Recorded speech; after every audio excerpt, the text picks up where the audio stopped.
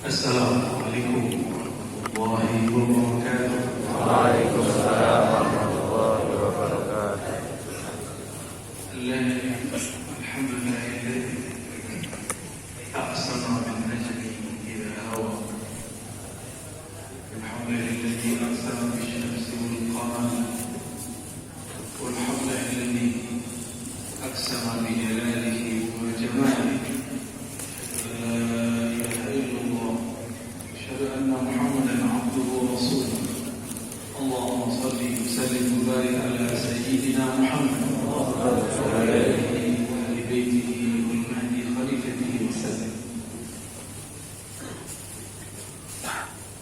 Puji syukur kepada Allah Subhanahu wa taala. Allah pilihkan negeri ini dulu dalam kosakata ulama terdahulu, negeri kita disebut dengan tanah Jawi. Ibnu Battulah pernah ke negeri ini dan menyebutnya dengan negeri Jawi. Dalam rihlah Ibnu Battulah abad ke-8 Hijri. Sekarang sudah masuk ke 15 Hijri. Negeri kita sudah disebut-sebut. Dan alhamdulillah kita bagian daripada orang yang hidup di tanah Jawi yang kemudian diterjemahkan menjadi Nusantara.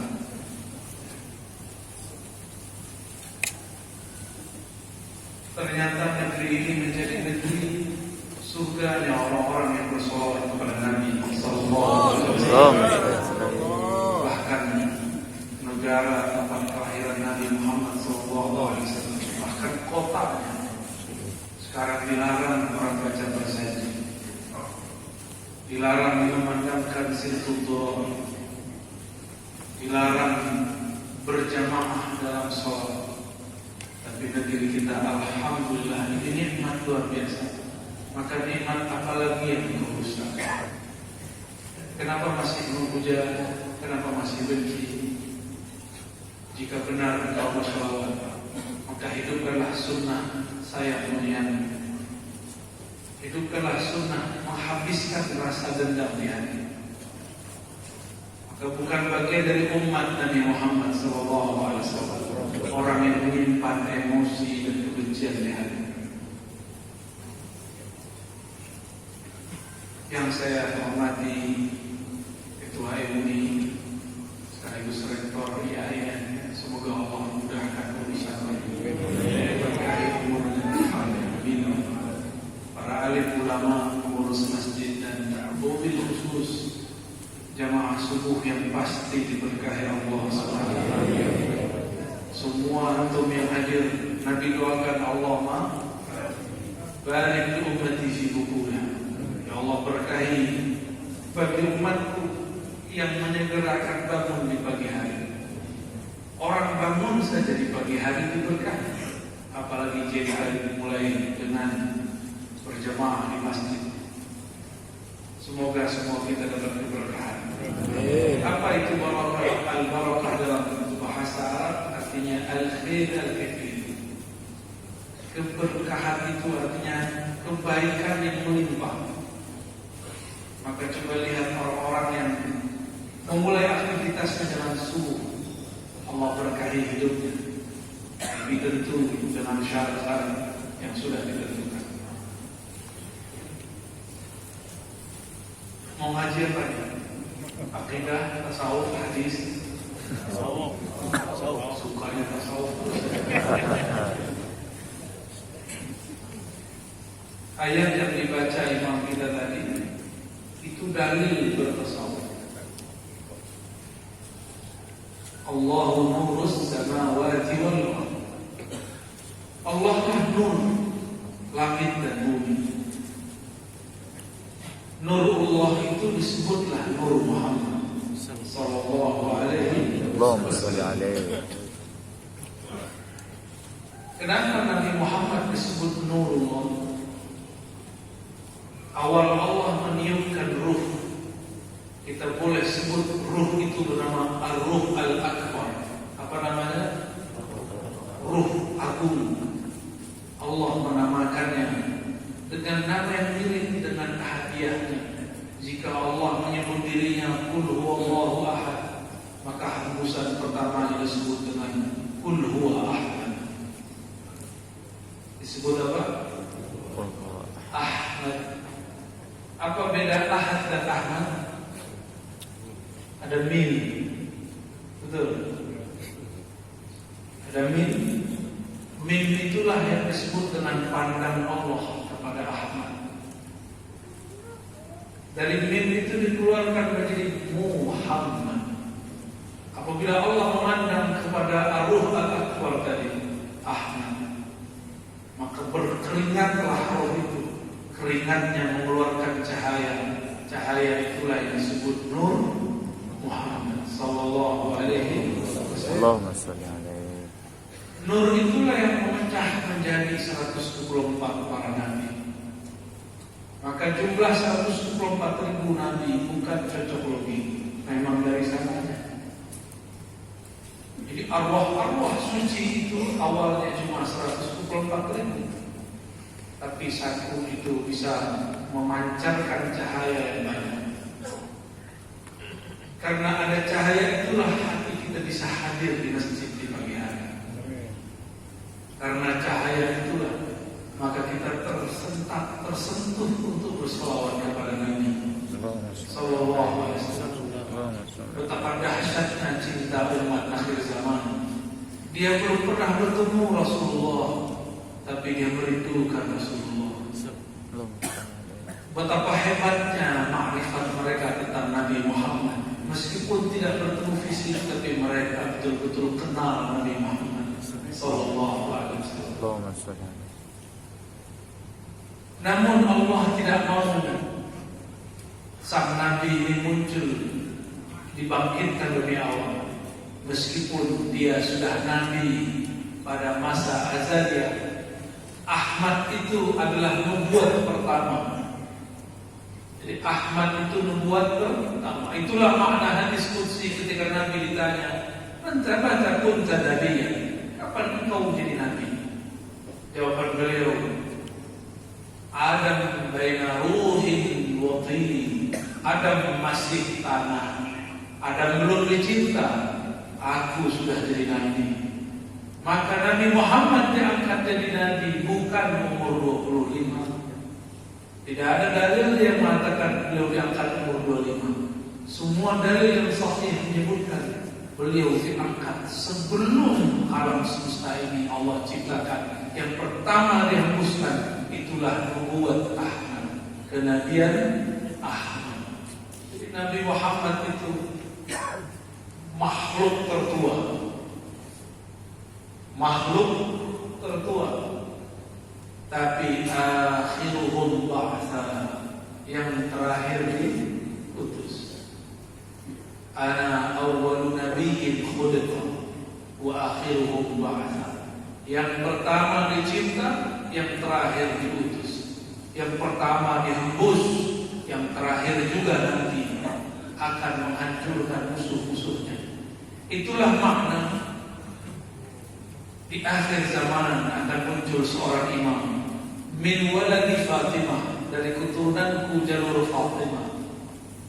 Ismuhu yuwati usmi, isimnya sama dengan isimku. Apa isimnya Nabi Muhammad? Ahmad. Isim, apa makna isim? Apa arti isim? Nama itu terjemahannya. Al-ismu al-wasam, al-wasam huwa al-alam. Yang pertama mana isim itu tanda. Maka tanda-tanda kerohanian Ahmad ada pada imam akhir zaman. Saya tak paham ilmu ini sampai terjadi pandemi. Maka meskipun pandemi ini menegangkan, tapi bagi saya berkah luar biasa. Karena Allah memberikan ma'rifat-ma'rifat yang sampai sekarang saya tidak tahu cara membalasnya. Makna kedua daripada isim adalah al-ulum, keluhuran, ketinggian. keilmuan imam akhir zaman itu semuanya persis seperti ilmu Nabi Muhammad sallallahu alaihi wasallam. Bedanya Nabi Muhammad itu nabi, beliau juga seorang rasul, sedangkan imam akhir zaman itu wali, beliau sebagai khalifah. Maka kekhalifahan Al-Mahdi itu risalahnya Nabi Muhammad, kewalian Al-Mahdi itu warisan nubuat kenabian Nabi Muhammad. Coba diulang. Kekhalifahan Al-Mahdi itu sama dengan kerusulan Nabi Muhammad, waris. Itu disebut ismu wiwati muslim. Kewalian daripada Al-Mahdi itu warisan mutlak dari kenabian Nabi Muhammad sallallahu alaihi wasallam. Karena semua wali pasti mewarisi nubuat para nabi, dan yang mewarisi nubuat Nabi Yuna Ahmad hanyalah Al-Imam Al-Mahdi. Itu cara memahaminya. Pusing gak tuh? Pusing tapi asik ya. Jadi kalau mau mencari imam akhir zaman, bukan yang aneh-aneh, tapi yang isimnya sama dengan isim Nabi Muhammad. Bukan isim KTP, bukan nama KTP, ini nama rohani. Ini derajat kerohanian. Jadi untuk apa kita sholawatan selama ini? Untuk apa kita berjanjian selama ini? Untuk apa kemudian kita baca Sifturah? Semuanya supaya rohani ini merindui Nabi Muhammad sallallahu alaihi wasallam, terbiasa mendengarkan sifat-sifat beliau, nama-nama beliau. Seandainya nanti keluar pewaris mutlaknya, kita langsung paham itulah dia. Itu rahasianya. Makanya iblis tidak mau tenang. Iblis kebakaran jenggot kalau ada orang buat maulidan, ada buat orang Isra Mi'raj, ada sholawat, kebakaran jenggot. Emang iblis punya jenggot ya?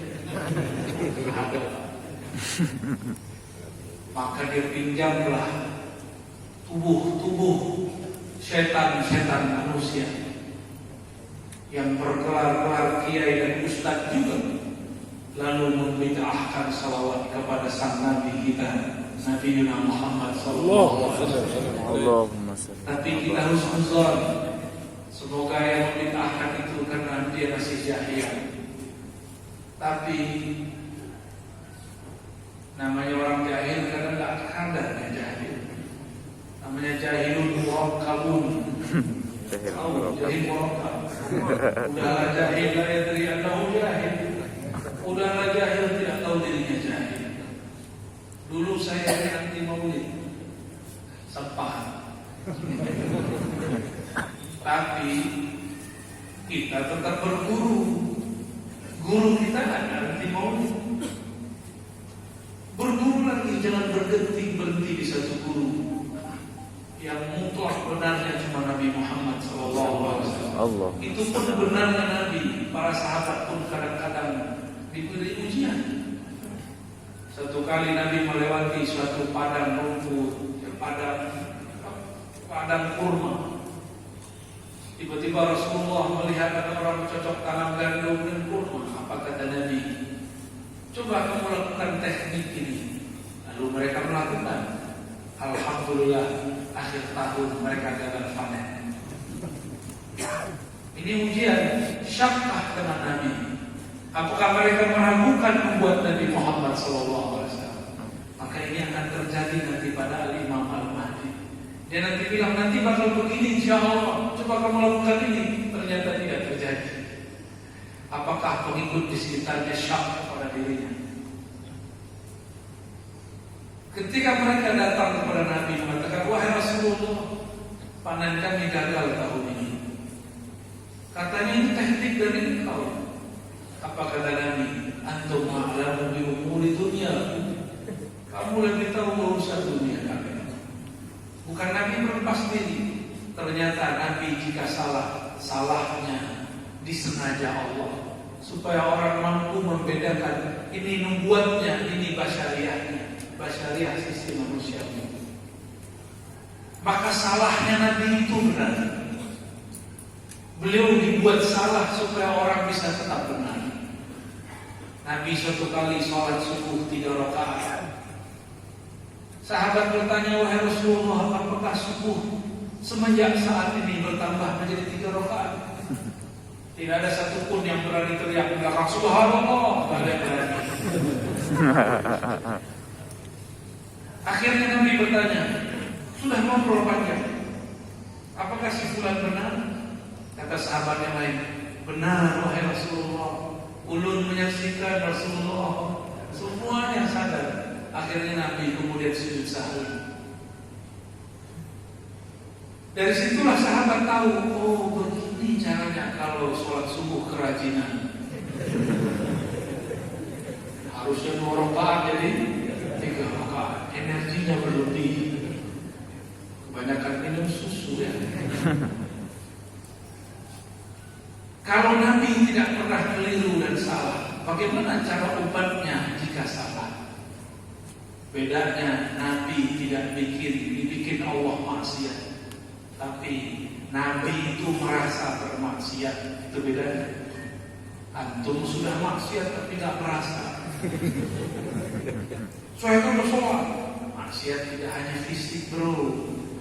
Maksiat itu ada pada fisik, ada pada akal, ada pada qalbu, ada pada ruh. Maksiatnya ruh tidak memandang Allah. Maksiatnya qalbu lalai mengingat Allah. Maksiatnya akal berpikir dengan hawanya. Maksiatnya badan, mata jalan, telinga berghibah, tangan memegang yang haram, perut memakan yang syubhat, dan lain sebagainya. Kita mungkin sudah tidak maksiat lahir, tapi hati penuh dengan kebencian kepada sesama muslim. Itu juga maksiat. Antum mungkin ahli tahajud, tapi melihat orang sholawatan benci. Itu juga maksiat. Antum mungkin ahli sholat jamaah, cuma melihat imam jenggotnya kurang panjang, langsung bilang imam kita ini tidak ahli sunnah. Maksudnya rektor kita ya. Sudah rektor kita mui, jenggotnya nggak panjang, bingung orangnya. Di kampung saya dulu, kiai saya panggil mereka para buya, abuya. Buya, kenapa tidak memanjangkan jenggot? Ternyata di kampung saya waktu itu tren kalau panjang jenggot dukun. Jadi udah berapa mursyid saya temui. Syekhi, limadha la tutilu lahya? Limadha la ta'fu ala lahya? Kenapa kamu tidak memaafkan, membiarkan jenggot? Kata dia, kalau saya menyanyi jenggot, nanti besok-besok orang minta air terus, itu didoain makanya. Tapi kalau orang-orang sini biasa ya, di sini nggak berjenggot pun dimintain air, apalagi berjenggot panjang. Maka dulu, bukan dulu malah, ini baru sahabat itu abad Al-Habib Abdullah Al-Haddad tahun 1700-an ya. Beliau mengamalkan semua sunnah Nabi kecuali sunnah meramandangkan rambut. Nabi ta'addud poligami, dia poligami. Nabi jalannya begini, dia jalan begitu. Nabi amalkan apa saja dia lakukan kecuali satu hal, berambut panjang. Ditanya, di zamanku rambut panjang bukan pakaian, bukan penampilan orang soleh. Tapi sekarang Allah kembalikan, banyak orang berambut panjang sekarang juga soleh. Sekarang berjenggot belum tentu dukun. Maka antum yang mau jenggot panjang-panjangkan, rambutnya ala Nabi panjangkan. Dan yang paling penting, jangan takut mengamalkan sunnah Nabi Sallallahu Alaihi Wasallam. Satu kali beliau berkalam kepada Anas bin Malik. Anas bin Malik ini pembantu, tapi Nabi jadikan anak. Kata beliau, ya ulam, ya bunayya, wahai ananda, in istata'ta, jika kamu sanggup, in qadarta, jika engkau punya kudrah untuk tidak menyimpan kebencian, kekesalan, merendahkan siapapun di kalangan umat manusia ala ahadin, bukan hanya sesama muslim, bahkan semuanya. Fafa'al, lakukanlah. Inilah sunnahku. Siapa yang menghidupkan sunnahku, maka pastilah ia bersamaku di surga. Hadis ini maknanya ada di riwayat Imam Tirmizi, Ahmad, At-Tabarani dan lain-lainnya. Maka sunnah yang Nabi maksud bukan sunnah berpakaian saja, seperti yang dikalamkan sebanyak orang-orang hari ini, bahwa pakaian sunnah begini dan begitu. Tidak, sunnah hakiki adalah berakhlak. Apa akhlaknya? Tidak menyimpan sedikit pun maksiat di kalbu. Bisa nggak pagi ini sampai ntar malam tidak menyimpan kekesalan kepada orang, kepada istri, kepada anak, tetangga dan kawan? Siap nggak? Ini ada pakai baju biker ini ya, lagi pakai motor misalnya orang kesel. Kalau sahih, kalbunya bercahaya, justru disalib orang, dia kemudian senyum. Ngepel boleh, boleh sambil senyum. Gak boleh sambil emosi. Nanti kalau dia buka kaca, dia bilang assalamualaikum. Kan jadi marah ya. Kembali kepada surat An-Nur ayat 35. Allahu nurus samawati wal ardh. Allah lah cahaya langit dan bumi. Cahayanya bumi, matahari. Malam hari, bulan. Benar? Benar? Jangan-jangan salah. Tapi matahari masih terbenam, maka cahayanya bumi tidaklah abadi. Kalau ada pohon tidak kena matahari, hidup kan? Mati. Mataharinya kalbu adalah nur Nabi Muhammad sallallahu alaihi wasallam. Maka kalbu siapa saja yang tidak terkena cahaya Rasulullah pasti mati.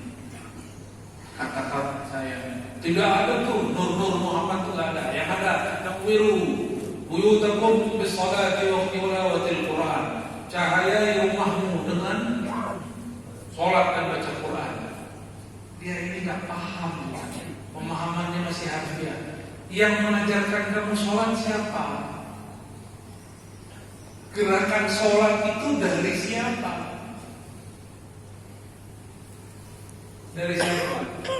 Dari Pak Rektor kita. Enggak. Shallu kama ra'aitumuni usolli. Sholatlah kamu seperti engkau melihat aku sholat. Berarti gerakan sholat dari siapa? Setiap gerakan itu ada nurnya. Yang bergerak awalnya ini siapa? Muhammad sallallahu alaihi wasallam. Maka nawwiru buyutakum bis-salati wa tilawatil Quran. Itu maknanya Quran turun ke siapa? Nabi Muhammad sallallahu alaihi wasallam. Akhlaknya Nabi kita apa? Al-Quran. Isi kalbunya Quran. Darah dagingnya adalah nurul Quran. Maka Quran itu cahayanya kepada Nabi Muhammad sallallahu alaihi wasallam. Jadi jika disebut perangi rumahmu dengan sholat dan baca Quran, sholat dan baca Quran itu adalah tetesan nur Nabi Muhammad sallallahu alaihi wasallam. Masih kurang Pak dalil Nur Muhammad? Masih kurang? Masih kurang. Kalau udahan itu assalamualaikum.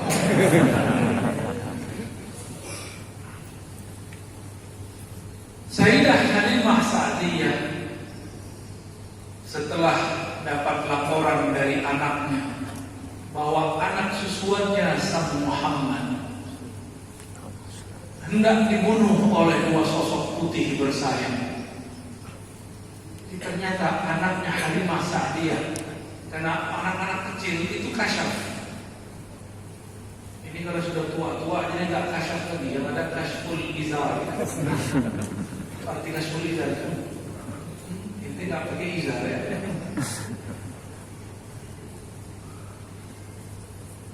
Nabi Muhammad SAW masih kecil, diculik dua malaikat, bukan diculik juga, diambil. Tiba-tiba dadanya ditelan karena kecepatannya cahaya cepat sekali. Tiba-tiba Nabi Muhammad sudah kembali seperti sedia kala. Saudara susunya pulang melaporkan kepada ibundanya, wahai ibunda, saudaraku akan dibunuh oleh dua orang. Cepat selamatkan saudaraku. Maka bergegaslah Halimah Sa'diyah mengejar. Sampai di tempat Nabi Muhammad sudah main lagi dengan keledainya, sudah main lagi dengan mainan-mainannya, seperti umuran anak 7 tahun. Halimah Sa'diyah yang jantungnya berdebar ketakutan, dia peluk Nabi Muhammad. Dia tanyakan, wahai Ananda, benarkah engkau hendak dibunuh orang? Benarkah tadi dadamu hendak dibedah orang? Kata Nabi Muhammad SAW, betul wahai ibunda, tapi Ananda tidak apa-apa. Dia peluk erat, wahai Ananda, sepertinya ini akhir perpisahan kita. Ternyata banyak yang menginginkan. Aku khawatir tidak dapat menjagamu. Esok aku pulangkan engkau kepada ibunda kandungmu. Nabi Muhammad badannya kecil, badannya seperti anak kecil biasa, tapi dia menjawab dengan jawaban orang dewasa. Besok pagi dipulangkan kepada Sayyidatuna Aminah. Apa kata Halimah Sa'diyah? Wahai saudariku Aminah, anak kita ini bukan anak biasa. Kok dia dibedah dadanya, ditusuk dadanya, dikeluarkan jantungnya, tapi dia tidak mati. Yang mendatanginya juga misterius, tidak ada di kampung Bani Sa'ad. Kami sudah cari-cari siapa dua orang ini, tidak ada satupun yang tahu. Gimana mau tahu? KTP-nya nggak ada di situ, KTP-nya di langit. Apa kata Aminah? Santai aja saudariku, jangankan kamu, baru saja aku hamil, setiap malam datang malaikat menjumpai.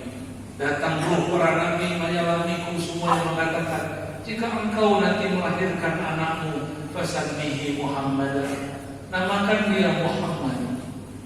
Ketika aku melahirkannya, aku tidak melihat bercak darah. Ra'aitu nura, aku melihat cahaya. Cahaya itu menembus jauh ke timur dan barat, utara dan selatan.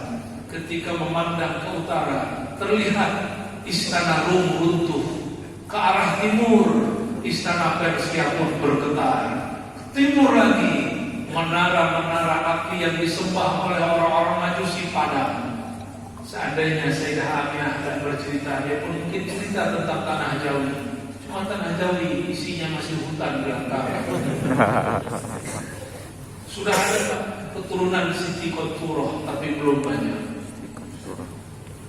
Italah keturunan Sayyidatuna Qanturah, istri ketiga Sayyiduna Ibrahim alaihi salatu wassalam. Dan sekarang perpaduannya sudah sangat sempurna. Keturunan Siti Hajar menjadi Habaib, keturunan Siti Qanturah menjadi Bani Jawi. Hidungnya pesek ke belakang. Kalau keturunan Siti Hajar mancung ke depan, Siti Qanturah mancung ke belakang, sama-sama mancung.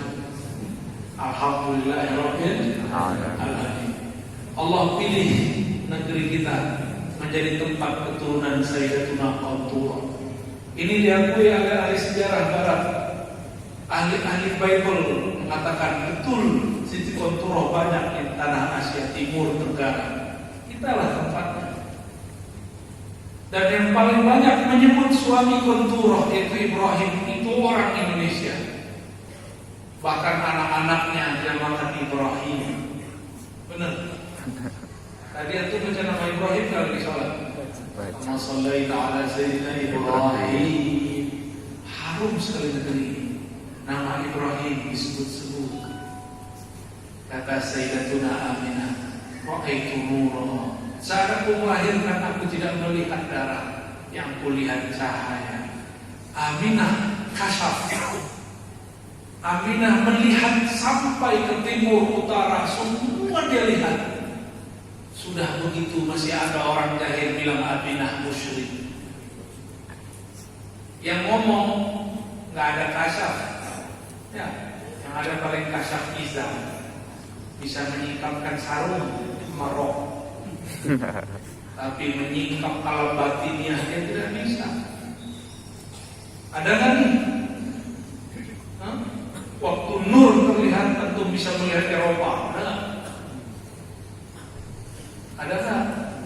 Nggak ada, makanya nggak ada dari Aminah ataupun Abdullah di sini. Dahulu waktu saya masih kecil, umur 10 tahun, saya ingin mengikuti seorang wali di depan saya, seorang mursyid. Kami biasanya sebelum Jumatan tahlil, afdhalu dzikri la ilaha illallah. Saya ikutilah tahlil beliau. Beliau sudah tak mau dikenal, duduknya di sudut kanan masjid, kira-kira di situ. Saya duduk di belakangnya. Masjid kita tidak terlalu besar, mirip-mirip masjidnya Nabawi. Bukan Nabawi yang sekarang, Nabawi yang lama, kecil. Saya duduk di belakang, niat ingin mengikuti kekasih Allah, pencinta Rasulullah SAW. Maka mulailah saat saya itu tahlil, mata dikejar la ilaha illallah. Umur 10 tahun, itu nur datang turun. Tiba-tiba Allah perjalankan saya melihat berbagai wilayah di dunia. Terlihat, ini negeri apa ini? Ini negeri apa ini? Itu gak terbang kemana-mana. Saya takut, saya buka mata lagi. Tapi orang semua tahlil, udah sekejap mata lagi, jalan lagi. Oh, ternyata Ar-Ru'ya Salihah, mimpi itu tidak hanya dalam tidur. Ada mimpi siang bolong itu dia. Maka Ar-Ru'ya Salihah, memandang dengan alam bawah sadar, dapat dilakukan dalam kesadaran. Dan sekarang saya menyaksikan itu. Allah buka perlahan-lahan yang dulu saya lihat. Rindu pengen kecil lagi tapi tidak bisa. Dulu rindu kalau zikir itu begitu. Kalau ini masih boleh saya cerita. Kalau yang lain saya nggak boleh cerita. Ada lagi yang lain. Saya paham kok Nabi bisa pindah tempat dalam sekejap. Itu pun Allah kasih. Tapi saya nggak boleh cerita apa yang terjadi. Wajah Rasulullah SAW diperjalankan secepat kilat. Ternyata password naik buruk itu Bismillah. Bismillah. Gak disebut di riwayat, tapi disebut oleh ulama ahlul haqiqah. Ketika Nabi naik Bismillah, langsung sampai ke tempat tujuan. Karena dalam Bismillah itulah nur ala nur, cahaya berlapis cahaya. Maka kecepatannya di atas kecepatan cahaya biasa. Itulah baginda Rasul. Siapakah yang cahaya di atas cahaya itu? Apakah buruk yang membawa sang Nabi Muhammad, atau Nabi Muhammadkah yang membawa buruk? Ayo, yang mana Pak yang benar? Kalau cerita yang kita dengar buruk yang bawa Nabi Muhammad, tapi kalau Ar-Razi sampaikan antum percaya? Yang membawa buruk itulah Nabi Muhammad Sallallahu Alaihi Wasallam. Karena yang dia bawa yang ada di atas punggungnya nur ala nur, sedangkan buruk cumalah satu nur. Sang Nabi adalah lapisan-lapisan dari cahaya. Itulah pertanyaan guru kami dulu ketika Nabi memakai kasturi. Apakah Nabi dibuat harum oleh kasturi, atau kasturi menjadi harum karena lengket pada Nabi? Allahumma sholli ala sayyidina Muhammad. Allahumma sholli alaihi. Ruh Nabi sekejap sampai di aras Allah. Untuk apa naik buruk? Tapi itulah cara-cara Allah berkomunikasi dengan kita. memberikan simbol-simbol. Kamu bagaimanapun hebatnya harus punya kendaraan rohani. Sebelum ada buruk, Nabi Muhammad sudah ada. Ahmad namanya. Ahmad itu ruhullah. Maka ruhullah itu yang masyhur dengan nama ini dua. Oleh ahlul Quran, ruhullah itu Isa. Tapi oleh ahlul ma'rifat, ruhullah itu ada yang bernama Ar-Ruh Al-Akbar, itu Ruh Ahmad. Ar-Ruh Al-Asghar, itulah Ruh Sayyidina Isa. Nabi Isa lahir, ada babehnya nggak? Ada bapaknya?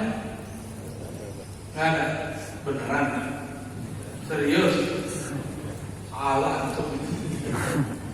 Bapaknya Ruh siapa? Nur Muhammad. Langsung bapaknya Ruh. Ditarik aja ini. Mana ada tidak ada bapak? Ada bapaknya, bapak Ruh langsung. Makanya disebutlah yang benar bukan Ibnullah, yang benar Ibnu Ruhillah.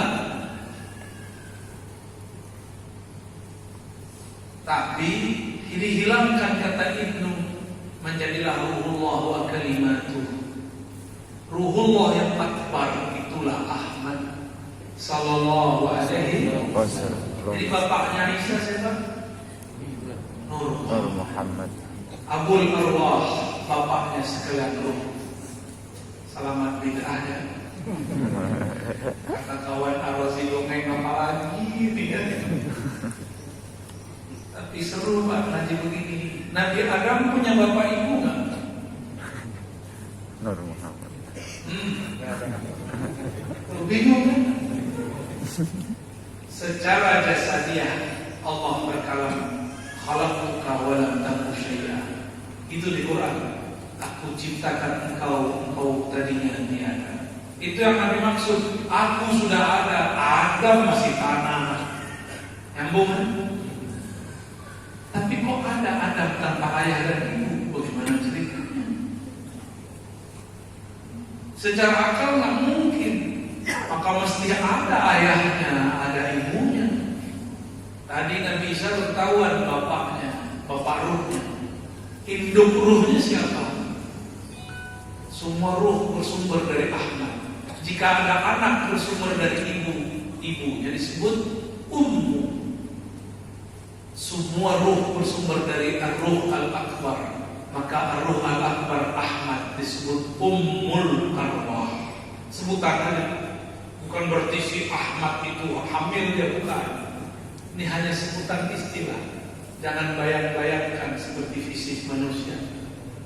Maka kalau dibaca Ahmad Ummul Arwah, Muhammad Abul Arwah, kita pendek. Ahmad Abul Ruh, Muhammad Ahmad Ummul Ruh, Muhammad Abul Ruh. Begitu.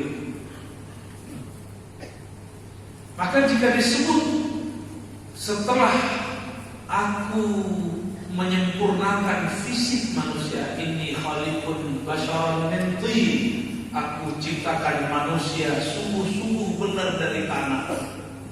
Fa idza sawaituhu, apabila aku telah sempurnakan fisiknya, apa kata Allah? Nafakhtu fihi min ruhi, aku hembuskan, aku citrakan ruhku.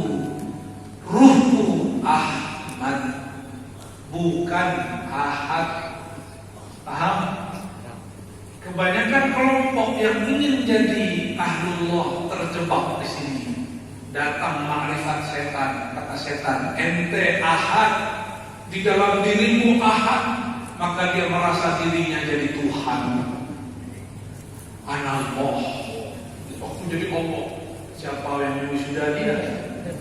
Orang jadi dokter aja wisuda. Mereka ini kan beliau ahli wisuda ini. Wisuda orang.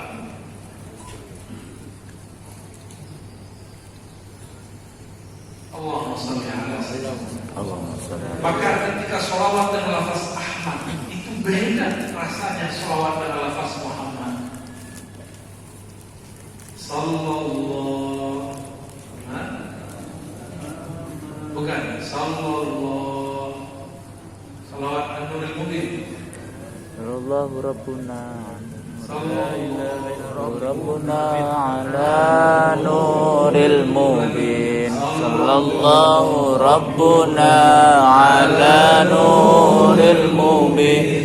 Ahmad al-Mustafa Sayyidil Mursalin wa ala alihi wa sahbihi ajma'in. Itu adalah lafaz Ahmad.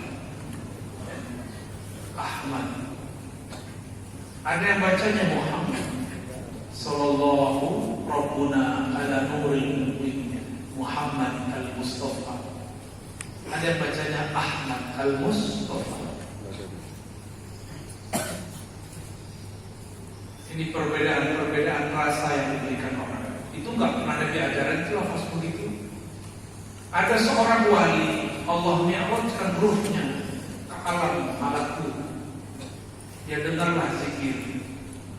Diteruskan sampai ke alam jabarut. Di alam sana terdengar suara orang berselawat seperti itu.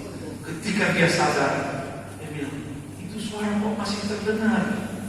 Maka dia bacakan ke muridnya tulis, jadilah itu sholawat yang kita lafazkan sampai hari ini.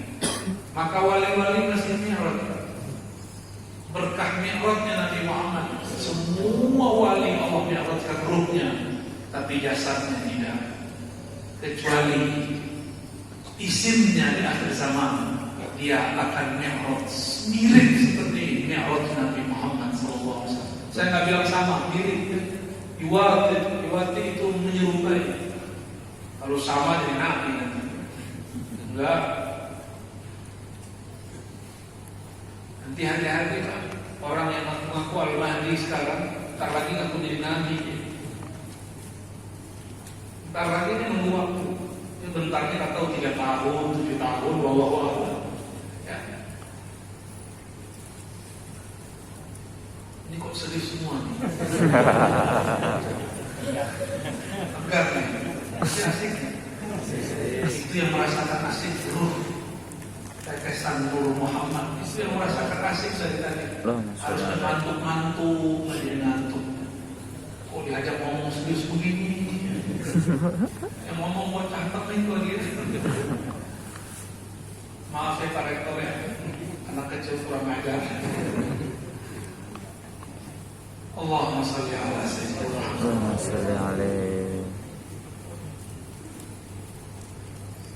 Maka para aulia, para nabi, para rasul, ruhnya semuanya pasti mengenal bapak ruhaninya. Karena kita ini ada nur itu di dalam kalbu. Jika membicarakan nabi, bersolawat kepada nabi, pasti matanya berlinang. Mata kita berkaca-kaca kalau ada orang sholat kepada Nabi. Benar nggak? Kalau ada orang berkisah tentang Nabi, kita rindu. Sebenarnya rindu apa ini? Jika bapak ini, saudara ini, ikhwan-akhwat yang hadir, takbiran malam Syawal, ingat kampung nggak? Jadi kita menangis bukan karena takbirnya, tapi karena kita ingat kampung. Apakah itu salah? Enggak, itu sudah benar. Karena ma'rifat kita baru sampai pada ma'rifat mautinul wiladah, kampung kelahiran. Maka disebut nama Allah yang teringat dulu awal lahir. Tapi sebelum lahir kita tidak ingat. Maka Allah bangkitkanlah para wali-walinya. Wali-wali Allah inilah yang kemudian mengingatkan kita masa sebelum kita lahir secara fisik. Para wali-wali inilah jika dia berkisah, kisahnya membuat hati kita rindu. Kita juga tidak tahu rindu apa ya. Nabi memberikan rahasia-rahasia dari hadis al-arwah junudun mujannadah. Para arwah itu seperti tentara berbaris, seperti jamaah berkumpul, satu komando dari masa azaliyah sana. Jika di asa azaliyah mengatakan kumpul, semuanya berkumpul. Jika sang nur datang, semuanya memandang. Sungguh indah cahayamu, wahai Muhammad. Sungguh sempurna ruhmu, wahai Ahmad. Itu yang dipandang. Maka ketika memandang kepada nur, mereka lupa akan memandang ke dalam dirinya. Inilah yang disebut fana fil nur, fana dalam nur. Inilah yang diberikan kepada orang yang menghidupkan majelis-majelis Maulid Nabi Sallallahu Alaihi Wasallam. Sering saya sampaikan, Allah hanya memandang qalbu Nabi Muhammad Sallallahu Alaihi Wasallam. Itulah alif lam mim. Allah Jalla Jalaluhu yang maha sempurna bertajalli kepada Muhammad. Itulah mana alif lam mim. Al-Ahad tajalla ala Muhammad. Allah yang Esa bertajalli pada mim Muhammad. Maka mim ini disebut dengan qalbu ahad. Ini istilah-istilah ahlul haqiqah. Qalbu artinya tempat, poros memandang. Apabila Allah memandang ke dalam dirinya disebut uluhiyah. Apabila Allah memandang kepada ciptaan makhluknya disebut rububiyah. Ciptaannya dengan kun, sedangkan ruhnya dengan nafas, embusan. Itu sebabnya ruh Nabi tidak dicipta, hanya dihembus. Bahasa kampusnya dicitrakan, dimanifestasikan. Nanti artinya tanya ke Pak Rektor ya, biar orang tak salah paham. Tetap saja yang dicitrakan beda dengan yang mencitrakan. Yang menghembuskan beda dengan yang dihembuskan. Tetap saja Ahmad beda dengan Ahad. Tapi Ahmad adalah lain kecuali hembusan dari sang Ahad. Pusinglah kalian. Tapi kalau faham bab ini, inilah ma'rifat yang tidak pernah mati. Kalau zikir dapat berhenti, antum tidur baca Quran kan? Bisa nggak baca Quran lagi tidur? Bisa. Kalau lagi makan bisa zikir nggak? Subhanallah, alhamdulillah, bisa nggak? Coba kita praktek. Anda lagi minum bisa baca takbir nggak? Allahu, nggak bisa.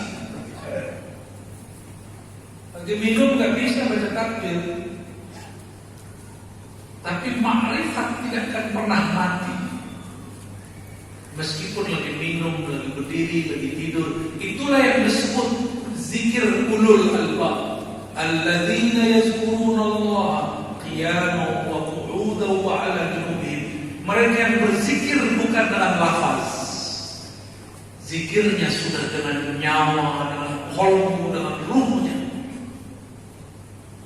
Itulah zikir Ahmad. Itulah zikir Muhammad. Itulah yang dikatakan oleh Sayyidatuna Aisyah. Karena Rasulullah SAW yazkurullah ala kulli ahyani. Hadis riwayat Imam Bukhari. Rasulullah setiap hin itu lebih kecil daripada detik. Nabi setiap hin, setiap hembusan nafas naik turun, beliau berada dalam zikrullah. Ala disebut ala kulli hin, selalu pada setiap saat. Kok bisa? Karena Allah lah sang waktu. Jika dia menghembuskan dari zatnya, maka muncullah ruh bernama Ahmad.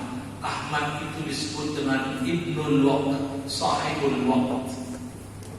Inilah kenapa Wali Al-Ghaus, Nabi akhir zaman, Wali Al-Ghaus gelarnya hampir sama, disebut sahibul waqt. Karena yang punya waktu menghembuskan nafasnya menjadi Ahmad. Ahmad inilah ismuhu ismi, namanya namanya adalah aku. Maka nama Al-Mahdi ruhaninya adalah Ahmad. Itulah sahibul waqt. Kata orang Yaman, sahibul waqt. Sahibul zaman, sang waktu. Karena Allah bersumpah dalam waktu. Makanya di Quran coba lihat, kiamat disebut dengan istilah waktu. Al-qiyamah, as-sa'ah, al-qari'ah, ad-dukhan, apalagi al-infitar. Semuanya waktu. Wasyamsi wa duhaha, itu waktu. Waktu matahari terbit, waktu matahari buka. Jadi ketika Allah bersumpah demi waktu, wal asri, waktu asar, wasyamsi, demi matahari dan waktu matahari memancarkan cahaya, Allah sedang bersumpah dengan Ahmad, sahibul waqt. Maka gak usah khawatir di akhir zaman. Yang penting perdalam ma'rifat Nabi Muhammad sallallahu alaihi wasallam. Allah jaga dari fitnatul dajjal. Amin. Insyaallah. Maka hidupkan majelis-majelis maulid. Tidak hanya bermaulid, tapi kisahkan tentang ma'rifat Nabi Muhammad sallallahu alaihi wasallam. Tidak usah khawatir, saya bukan Habib, saya bukan Sayyid. Tidak usah khawatir. Jika Nabi mengatakan para ulama pewaris para nabi, warisan dalam ilmu fikih turun ke anak atau turun ke tetangga? Kemana? Ke anak.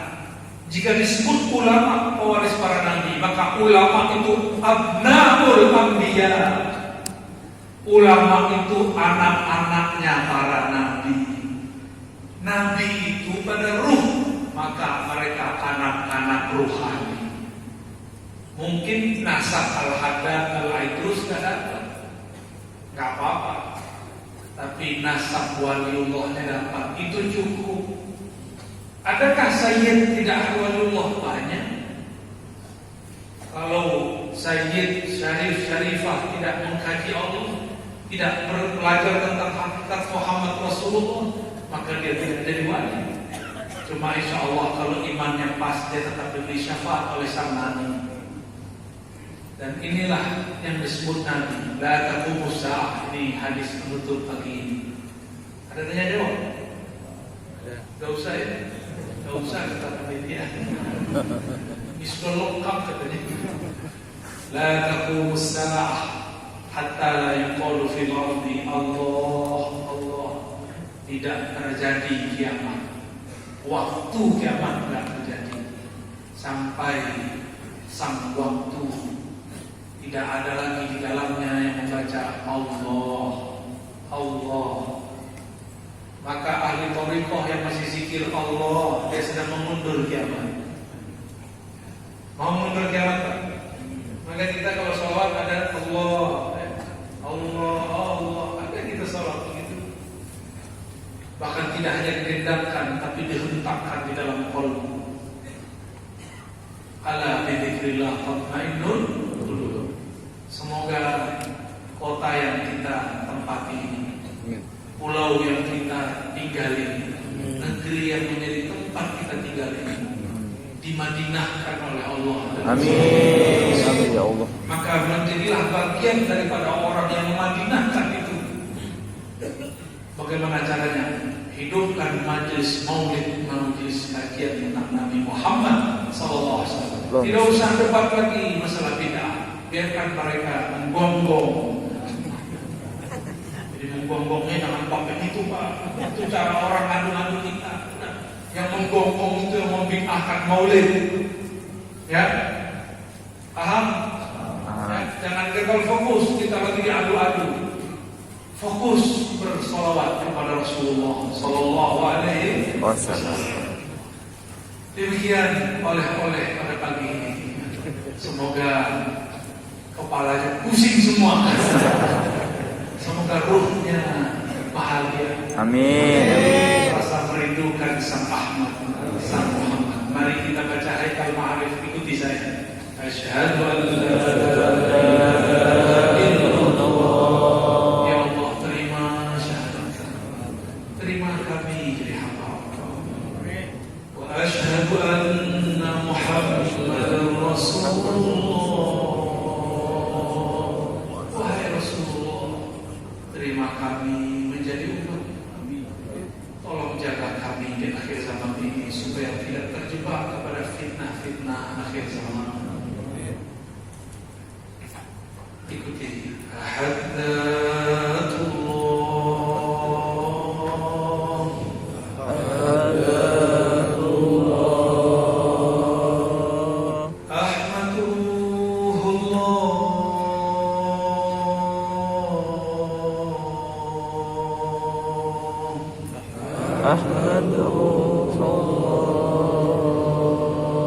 Muhammad Habibullah.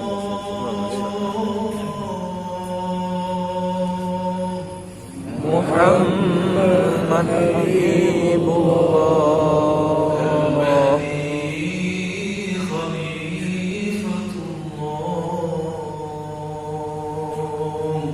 Al-Mahdi Khalifatullah. Waj'alna nahnu ya Allah. Baca ya Allah. Waj'alna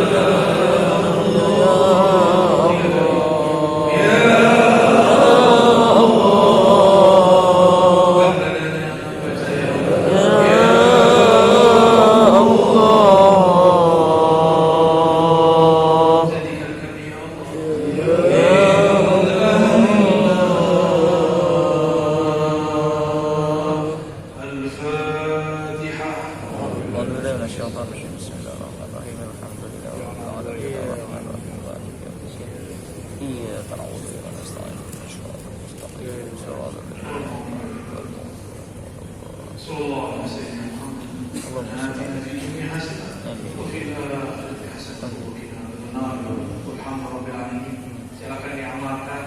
Namanya Haikal Ma'arif, dimulai dengan syahadat, lalu hadatullah amadullah Muhammad Nabiullah Al-Mahdi Khalifatullah, berdoa, ya Allah jadikan aku ahlullah.